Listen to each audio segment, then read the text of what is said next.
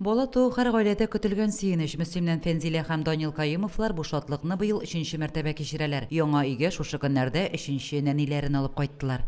Мин инде 3нче тапкыр әни булдым. Бу бәхетне 3нче тапкыр кичердем.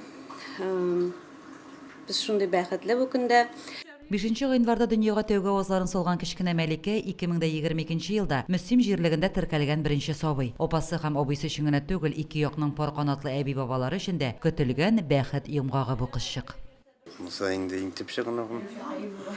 Мин үземне бик бәхетле баба дип йөрим. Балаларым тоже бөтен сәбәтле минем шулай. Куанычларын күрәбез, сөенечләрен дә бергә ортаклашабыз. Районымызда беренче бала теркәлде. Каюмовлар гаиләсе Данил һәм Фәнзиләнең Мәликә исемле кызлары туды. Бу бала төкле аягы белән булсын. 2022 елда балалар күп тусын. Каюмовларга тантаналы шартларда бала туу турындагы таныклык, чәчәк гөлләмәсе һәм истәлекле бүләк тапшырылды. Бәхет ташып торган бу йорттан илаһи нур бөркелә. Әтияниләренә сабыйларын тигезлектә тәмләп үстерергә язсын. Лилия Шәймиева, Динар Минхаҗев, Мөслим телевидениесе.